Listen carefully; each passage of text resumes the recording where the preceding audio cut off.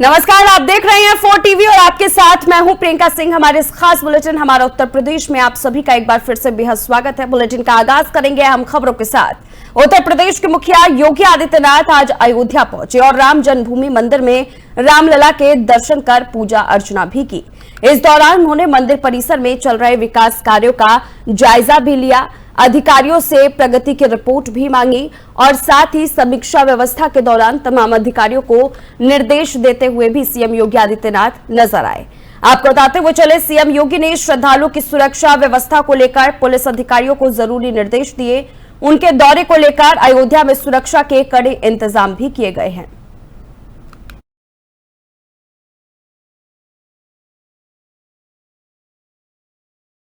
और चलिए आगे बढ़ेंगे। बुलंदशहर जिले के खुर्जा में आज उत्तर प्रदेश महिला आयोग की सदस्य मनीषा अहलावत का दौरा खास चर्चा में रहा। उन्होंने सबसे पहले खुर्जा में वृक्षारोपण कर पर्यावरण बचाने का संदेश दिया। इसके बाद उन्होंने राजकीय महिला अस्पताल खुर्जा का औचक निरीक्षण किया और अस्पताल की व्यवस्थाओं को परखा। निरीक्षण के दौरान उन्होंने डॉक्टरों और स्टाफ को मरीजों को बेहतर सुविधा देने के निर्देश दिए। इसके बाद मनीषा अहलावत जन चौपाल और जन सुनवाई में महिलाओं की समस्याएं सुनेंगी और मौके पर निस्तारण के लिए अधिकारियों को दिशा निर्देश भी देंगी। खुर्जा पॉल्ट्री में काम करने वाली महिला श्रमिकों से भी वे वार्ता करेंगी और उनकी दिक्कतों को सुनकर समाधान का आश्वासन भी देंगी। साथ ही सरकार की महिलाओं के लिए चल रही योजनाओं की जानकारी भी वे साझा करेंगी ताकि ज्यादा से ज्यादा महिलाएं इनका लाभ ले सके। महिला आयोग का ये दौरा महिलाओं में जागरूकता और समाधान के लिहाज से बेहद ही अहम माना जा रहा है। एक तो यहाँ पर राजकीय महिला अस्पताल है। मेरी कई दिनों से इच्छा थी कि मैं इसका भी निरीक्षण करूँ, देखूँ यहाँ पर। तो क्योंकि ये बहुत पुराना है, 100 साल से पुराना अस्पताल है, मैंने सुना था। तो उसी निरीक्षण में यहाँ आए। जन सुनवाई है, फिर उसके पश्चात एक जन चौपाल भी है जिसमें महिलाओं को हम जो महिलाओं के लिए योजना सरकार चला रही है उसके बारे में जागरूकता के लिए वो चौपाल बुलाई गई है। और उसके बाद मैंने एक इंडस्ट्री विजिट भी रखी है क्योंकि ये पॉटरी की नगरी है। तो मैं चाह रही थी कि जो महिलाएं इस उद्योग में काम कर रही हैं मैं उनसे मिलूं और सुनूं कि उनकी क्या समस्याएं हैं। चलिए रुक करेंगे अगली अहम खबर की ओर। बरेली से बड़ी खबर सामने आ रही है। पल्स सहारा इंडिया समेत कई वित्तीय कंपनियों के ठगे गए निवेशकों ने जिला अधिकारी के माध्यम से प्रधानमंत्री को ज्ञापन सौंपा। ठगी से परेशान सैकड़ों पीड़ितों ने साफ चेतावनी दी है कि जब तक उनकी डूबी रकम वापस नहीं मिलती तब तक वे वोट नहीं डालेंगे। पीड़ितों ने पहले भुगतान फिर मतदान का नारा देते हुए कहा कि सरकार उनकी रकम 3 गुना कर 180 दिनों के भीतर वापस कराए, वरना वे मतदान का बहिष्कार करेंगे। आंदोलन कर रहे लोगों का आरोप है कि बरेली में पल्स सहारा इंडिया और अन्य वित्तीय कंपनियों ने मिलकर करोड़ों रुपए की ठगी की है। लोगों ने सरकार से ठग कंपनियों के मालिकों को मृत्युदंड देने की भी मांग की है। आंदोलनकारियों का कहना है कि अगर जल्द न्याय नहीं मिला तो वे आंदोलन को पूरे प्रदेश में फैलाएंगे और मतदान से पूरी तरह किनारा कर लेंगे। मामला अब सियासी गर्मी भी पकड़ने लगा है। और यहाँ पर हमारे जो माननीय प्रधानमंत्री ने जो एक एक्ट बनाया है, जो सबसे पहले उन्होंने 2014 में जो कंपनियां बंद की थी लगभग 3 लाख, उन कंपनियों को उन्होंने 2019 में आके एक एक्ट बनाया।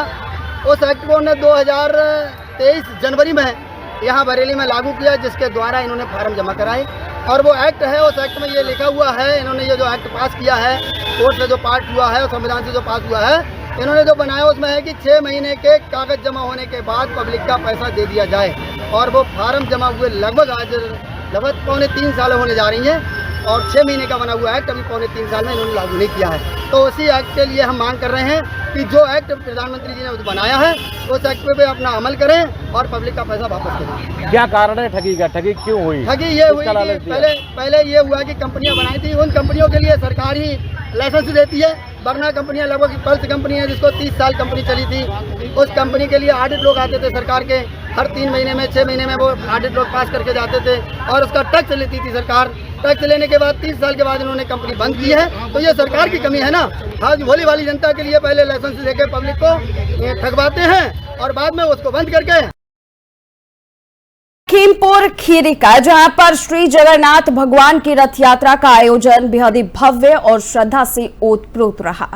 श्री मारवाड़ी ठाकुर द्वारा कमेटी के तत्वाधान में भूई फोरवानाथ मंदिर में यात्रा प्रारंभ हुई। रथ में भगवान जगन्नाथ, बलभद्र और सुभद्रा की सजी मूर्तियों को विराजमान कर नगर भ्रमण कराया गया। वैदिक मंत्रोच्चारण के साथ पूजा अर्चना, भोग और आरती संपन्न की गई।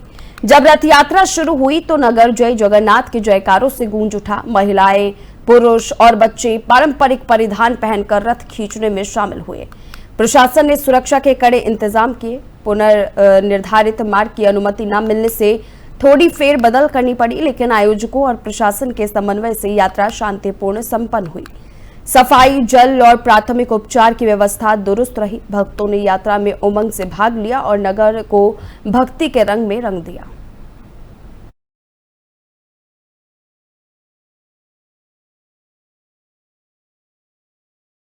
वहीं गाजियाबाद के दिल्ली मेरठ कावड़ मार्ग पर बीती रात बड़ा हादसा हो गया। रात चौपाल के पास एक बेकाबू कार ने कावड़ियों को टक्कर मार दी, जिससे उनकी कावड़ खंडित हो गई। हादसे में अनुज, ओम और हरकेश निवासी मेवात राजस्थान घायल हो गए। कावड़ खंडित होने से गुस्साए कावड़ियों ने मौके पर हंगामा शुरू कर दिया और वाहनों में तोड़फोड़ कर दी।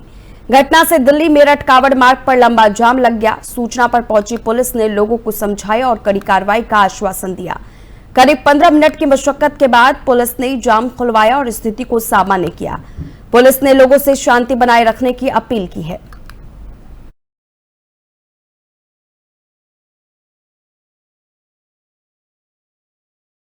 चलिए अब रुख करेंगे पीलीभीत की ओर, जहां पर जिले से इंसानियत को शर्मसार कर देने वाला मामला सामने आया है।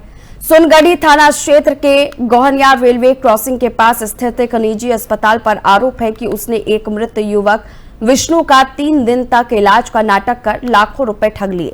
हादसे में घायल हुए विष्णु को अस्पताल लाया गया था, लेकिन परिजनों का आरोप है कि युवक की मौत पहले ही दिन हो गई थी। इसके बावजूद अस्पताल ने ऑपरेशन और इलाज के नाम पर पहले 50,000 फिर 1 लाख रुपए और वसूले। परिजनों को मरीज से मिलने नहीं दिया गया। जब परिजनों ने जोर देकर देखा तो सच्चाई सामने आई कि विष्णु की मौत पहले ही हो चुकी थी। सच्चाई खुलते ही अस्पताल में हंगामा हो गया और डॉक्टर समेत पूरा स्टाफ मौके से फरार हो गया। सूचना पर सुनगढ़ी पुलिस पहुंची और मामले की जांच शुरू की गई। सीएमओ ने भी जांच पर कड़ी कार्रवाई के निर्देश दिए हैं। परिजनों का आरोप है कि यह कोई लापरवाही नहीं बल्कि पूरी साजिश के तहत मेडिकल फ्रॉड था। 6 बजे ठीक है, डॉक्टर साहब बोले कि भैया गंभीर हालत है। ठीक है, गंभीर हालत है, सीटी उटी करवाई डॉक्टर साहब ने, आईसीयू में भर्ती कर दिया।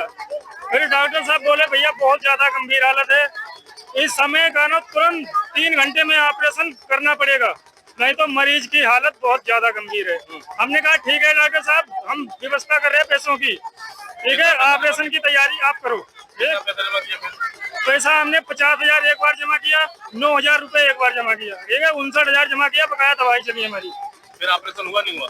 ऑपरेशन नहीं हुआ। डॉक्टर साहब बोले कि भैया इसका देखो अभी बीपी कम बढ़ हो रहा है, घट बढ़ रहा है, ऐसे दौरान में हम ऑपरेशन नहीं कर सकते, मरीज को खतरा है। करवा लिया हमसे। तो वही चंदौली जिले में स्वास्थ्य विभाग की लापरवाही और गैर जिम्मेदारी का एक मामला सामने आया है। यहां प्राथमिक स्वास्थ्य केंद्र यानी कि पीएचसी सदर के प्रभारी डॉक्टर प्रेम प्रकाश सिंह का वीडियो वायरल हो गया, जिसमें वो सरकारी अस्पताल में परिसर में भोजपुरी गाने पर ठुमके लगाते नजर आ रहे हैं। वीडियो में साफ दिख रहा है कि प्रभारी डॉक्टर कमर में चुनरी बांधकर अस्पताल के नर्सिंग स्टाफ और अन्य कर्मचारियों के सामने रंगारंग कार्यक्रम कर रहे हैं।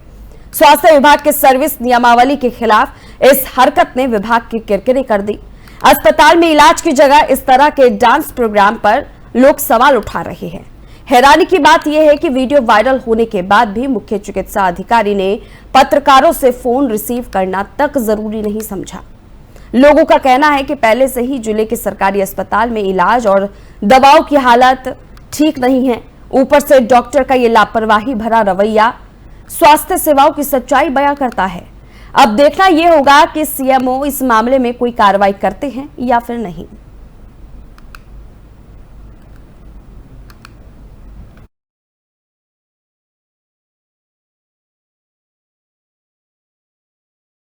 आगे बढ़ेंगे, अब रुख करेंगे कौशांबी जिले की ओर, जहां पर पिपरी थाना इलाके में एक हैरान कर देने वाला मामला सामने आया। यहां अपहरण की शिकार एक युवती को इंसाफ दिलाने के बजाय आरोपी लगातार धमकियां देकर उसे कोर्ट ट्रायल के पीछे हटने के लिए मजबूर कर रही है।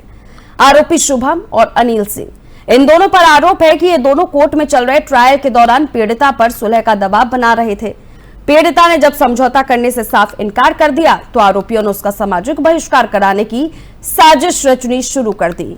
आरोप है कि शुभम और अनिल ने पीड़िता की शादी 3 बार तुड़वा दी। पीड़िता ने आखिरकार पुलिस में शिकायत दर्ज कराई, जिसके बाद थाना पिपरी पुलिस ने दोनों ने मिलकर इन दोनों के खिलाफ आरोपियों को गंभीर धाराओं के खिलाफ मामला दर्ज किया। मामले की जांच शुरू कर दी गई। स्थानीय लोगों का कहना है कि यह घटना साफ दिखाती है कि अपहरण जैसे वारदात के बाद भी आरोपी खुलेआम पीड़िता को धमकाकर कानून का मजाक उड़ा रहे थे। अब देखना यह होगा कि पुलिस जल्द सख्त कदम उठाकर पीड़िता को सुरक्षा और न्याय दिलाती है या फिर नहीं।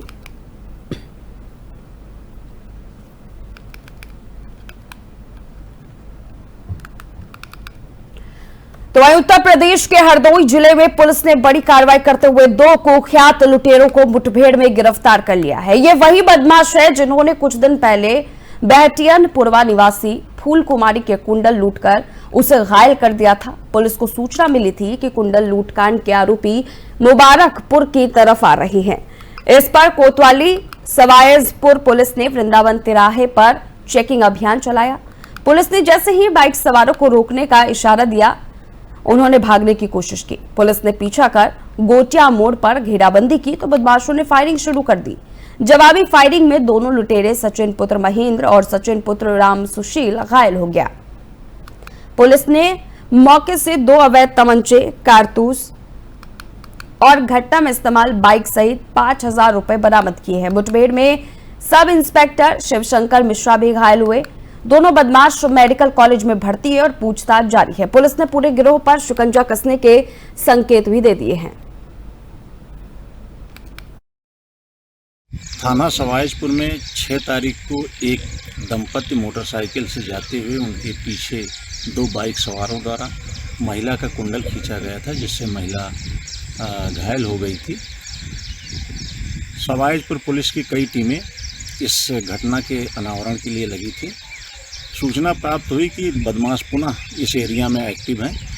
पुलिस द्वारा सर्च ऑपरेशन चलाया गया। इस ऑपरेशन के दौरान बदमाश अपने को घिरा पाकर पुलिस पर फायरिंग किया। पुलिस द्वारा उसको रिटेलिएट किया गया, जिसमें दोनों बदमाशों के पैरों में गोली लगी है। इस रिटेलिएट में पुलिस के भी एक सब इंस्पेक्टर को चोटें आई हैं। इन बदमाशों की पहचान सचिन पुत्र सुरेंद्र और सचिन पुत्र राम सुशील नया गांव कोतवाली शहर के रूप में हुई है। दोनों बदमाशों के पास से एक घटना में प्रयुक्त मोटरसाइकिल, 2 अवैध शस्त्र और 5,000 रुपये बरामद हुए हैं। पुलिस द्वारा विवेचनात्मक कार्रवाई पूर्ण करते हुए जल्द से जल्द माननीय न्यायालय द्वारा पैरवी कर इनको सजा भी दिलवाने का कार्य। तो वहीं उत्तर प्रदेश के मुखिया योगी आदित्यनाथ की अगुवाई में चलाई जा रही अक्षात्मक विकास खंड योजना के तहत साल 2024 से 25 की डेल्टा रैंकिंग जारी कर दी गई है। इस रैंकिंग में जालौन जनपद के जालौन और रामपुरा, गाजीपुर के देवकली, कुशीनगर के विष्णुपुरा और मिर्जापुर के मड़िहान विकास खंडों में बेहतरीन प्रदर्शन करते हुए टॉप 5 में जगह बना ली है। इन विकास खंडों को कुल 20 करोड़ रुपए की प्रोत्साहन राशि और पुरस्कार दिए जाएंगे। रैंकिंग में जालौन विकास खंड ने पहला और रामपुरा ने दूसरा स्थान हासिल किया है। गाजीपुरा का देवकली तीसरे, कुशीनगर का विष्णुपुरा चौथे और मिर्जापुर का मंडिहान 5वें स्थान पर रहा। स्वास्थ्य और पोषण में रामपुरा अव्वल रहा, जबकि शिक्षा में जालौन और रामपुरा पहले दूसरे स्थान पर रहे। कृषि में विष्णुपुरा पहले स्थान पर है और मुख्यमंत्री जल्द ही इन विकास खंडों को प्रोत्साहन राशि पुरस्कार देंगे। ये प्रोत्साहन राशि आपको बताते हुए चले इसलिए दिए जा रहे हैं ताकि इन क्षेत्रों में विकास की जो लड़ी है वो और भी ज्यादा खुल करके दिखाई दे। हमारे 2 जनपद में 2 ब्लॉक हैं, एक रामपुरा है और एक जालौन है। दोनों आकांक्षात्मक ब्लॉक हैं। इसमें माननीय मुख्यमंत्री जी की प्राथमिकता रहती है कि जो जितने संगठनात्मक इंफ्रास्ट्रक्चर वाले जो ढांचे हैं, चाहे वो कृषि है, शिक्षा है, स्वास्थ्य है, उनमें इन ब्लॉक के द्वारा जो विकास खंड हैं इनमें बेहतर प्रदर्शन किया है। मैंने अपने जो अधिकारी हैं उनको सबको बधाई दी है और अच्छा काम करने के लिए कि जो नागरिक हैं, जो वहाँ के लोग निवासी हैं, उनको सभी केंद्रीकृत और राज्य की फ्लैगशिप स्कीम है उसका सीधा लाभ मिले उनको। और अब चूंकि ये इंडेक्स में जो डेटा रैंकिंग जारी हुई है उसमें ये उत्कृष्ट प्रदर्शन किए हैं, तो अब जिम्मेदारी इन विकासखंड के अधिकारियों की ओर बढ़ जाती है, तो और मन लगा करके तेजी से काम करें। इसमें सबसे बड़ा योगदान प्रशासन का है, स्वास्थ्य सेवाओं में अपना योगदान देने वाले डॉक्टर्स का है, पोषण में योगदान देने वाली बहनों का है, आंगनबाड़ी कार्यकर्तियों का है, और समस्त ब्लॉक के जो कर्मचारी और अधिकारी हैं जिन्होंने इतनी मेहनत से सरकार की योजनाओं को, भारतीय जनता पार्टी की सरकार की योजनाओं को लागू किया है, और ना सिर्फ लागू किया है बल्कि क्रियान्वित भी किया है। तो ये सारा श्रेय उन सभी को जाता है, अंततः क्षेत्र की सभी जनता को, क्षेत्र पंचायत सदस्यों को और प्रधानगणों को, जिन्होंने इस सारी सामाजिक कार्य में, सरकार के कार्य में जनसहभागी किया, सहभागिता की और इस कार्य को संपूर्ण किया। निश्चित तौर पर मैं कहना चाहूँगा कि ये ब्लॉक प्रमुख और वहाँ जो उनके सहयोगी टीम है उनकी ये पूरी मेहनत है जिसकी वजह से आज रामपुरा ब्लॉक ने प्रदेश में द्वितीय स्थान प्राप्त किया है, और निश्चित तौर पर ये उनकी मेहनत का काम है कि उनकी। वहीं महाराजगंज जिले के नौतनवा तहसील क्षेत्र में किसानों के साथ हो रही खाद ओवर रेटिंग का बड़ा खुलासा हुआ है। एसडीएम नवीन कुमार ने खुद किसान बनकर बाइक से स्टिंग ऑपरेशन किया। इस दौरान उन्होंने पाया कि दुकानदार 1350 रुपए की डीएपी खाद किसानों को 1700 रुपए में बेच रहे थे। इस खुलासे के बाद इलाके में हड़कंप मच गया। एसडीएम ने मौके पर ही गणेशपुर और रामगढ़वा की 3 दुकानों को सील कर दिया। अधिकारियों ने चेतावनी दी है कि किसानों से लूट खसौट करने वालों पर सख्त कार्रवाई जारी होगी। कार्रवाई से किसानों में राहत और दुकानदारों में खलबली मच गई है। प्रशासन ने कहा है कि अब ऐसे स्टिंग ऑपरेशन और तेजी से चलाए जाएंगे। देखिए, खाद की बिक्री को लेकर के जो अभी किसान है हमारे पास प्राय शिकायत आ रही है कि जो यूरिया का रेट है वो 266 रुपया जैसा सरकारी रेट है, लेकिन 400 रुपये तक का रेट ओवर रेटिंग करके बेचा जा रहा है। इसी प्रकार का जो डीएपी है वो भी 1320 का रेट है, लेकिन लोग ये शिकायत कर रहे हैं कि 1700 का रेटिंग करके बेच रहे हैं। इसी क्रम में आज मैं गणेशपुर में, मैं और मेरे साथी नायब साहब यहाँ पर आए हुए थे और यहाँ औचक निरीक्षण किया गया है। तो अभी हम लोग, जैसा कि आप देख रहे हैं, यहाँ पे किसान एग्रो सेल्स की दुकानें हैं, यहाँ पर हम लोग खड़े हैं। तो यहाँ एक लल्लू प्रसाद कृषक है, उनसे उनके द्वारा 1700 की डिमांड की गई है डीएपी के लिए, जो प्रथम दृष्टया गलत है। इसके अलावा इनका स्टॉक रजिस्टर भी देखा गया है, तो स्टॉक रजिस्टर में भी नियमतः इन लोगों को, जो काश्तकार हैं, उनके मोबाइल नंबर दर्ज करने चाहिए, लेकिन इनके द्वारा उसका औपचारिकताओं को पूर्ण नहीं किया गया है। तो इन सब चीज़ों को, कमी को देखते हुए इनके ऊपर जो भी विधिक कार्रवाइयाँ की जाएगी। सर, कितने दुकानों पे कार्रवाई आज जो है मेरे द्वारा 3 दुकानें देखी गई हैं, मेरे और नायब साहब के द्वारा। तो अभी पहली दुकान है, इसके अतिरिक्त 2 दुकानें और हैं, वहाँ पर भी अभी उनके ऊपर कार्रवाई की जाएगी। उन पे भी अगर दोषी जो भी कमियां पाई जाएंगी उन पे कार्रवाई की जाएगी। चलिए रुक करेंगे पीलीभीत का, जहां से हैरान करने वाला मामला सामने आया है। यहां पर वासिद खान नाम के युवक ने दोस्त से पैसे न मिलने पर बेंगलुरु से बाइक चुरा ली और करीब 2000 किलोमीटर का सफर तय कर बाइक लेकर अपने गांव पहुंच गया।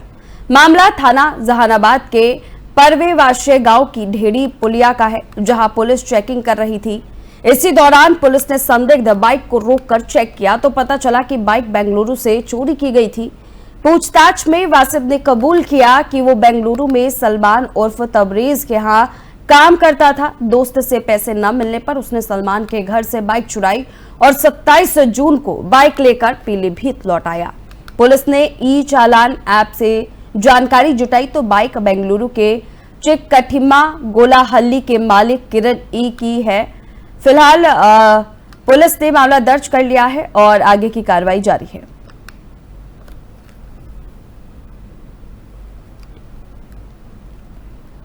तो वही संत कबीर नगर जिले के शहर कोतवाली क्षेत्र के बेलवनिया इलाके में शॉर्ट सर्किट की वजह से एक ट्रांसफार्मर में अचानक भीषण आग लग गई। आग लगते ही आसपास के लोगों में अफरा तफरी का माहौल रहा और तुरंत फायर ब्रिगेड को सूचना दी गई। फायर ब्रिगेड की टीम मौके पर पहुंची और कड़ी मशक्कत के बाद आग पर काबू पाया गया। हादसे की वजह से इलाके में कई घंटे तक बिजली सप्लाई ठप रही, जिससे लोगों को परेशानी झेलनी पड़ी। बिजली विभाग की टीम ने भी मौके पर पहुंचकर नुकसान का जायजा लिया और सप्लाई बहाल करने का काम शुरू किया। स्थानीय लोगों ने बिजली विभाग से मांग की है कि पुराने ट्रांसफार्मरों की स्थिति की जांच की जाए ताकि इस तरह की घटनाओं को रोका जा सके।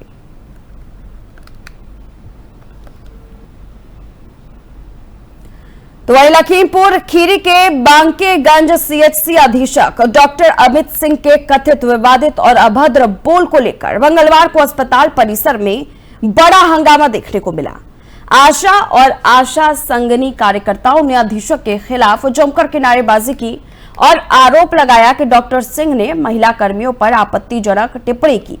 आशा कार्यकर्ताओं ने कहा कि अधीक्षक अक्सर कर्मचारियों से बदसलूकी करते हैं, वेतन काटते हैं और अशोभनीय भाषा का प्रयोग करते हैं। आरोप है कि उन्होंने महिला कर्मियों को मटके जैसा पेट लेकर घूम रही हो, नसबंदी कराओ और अपने आदमियों को भी इसके लिए जागरूक करो, इन जैसी बातें को लेकर वे कहते हुए भी नजर आए। इससे पहले भी एक महिला सीएचओ ने उन पर गंभीर आरोप लगाए थे, जिसे उच्च अधिकारियों ने दबा दिया था। अब देखना यह होगा कि मुख्य चिकित्सा अधिकारी संतोष कुमार इस मामले में क्या कदम उठाते हैं। आशा कार्यकर्ताओं ने चेतावनी दी है कि अगर इन कार्रवाई को लेकर के सजग अगर नहीं हुआ गया तो ये आंदोलन का रूप ले लेगी।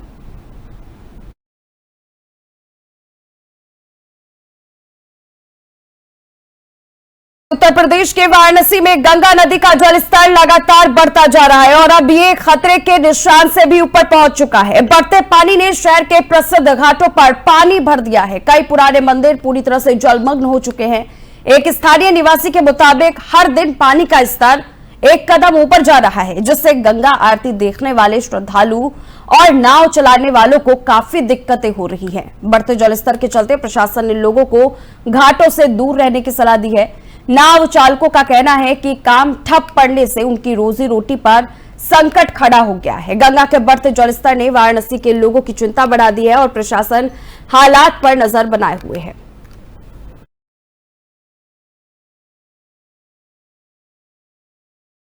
तो फिलहाल इस खास बुलेटिन में बस इतना ही। रुकेंगे एक छोटे से ब्रेक के लिए। ब्रेक के उस पार खबरों का सिलसिला जारी है।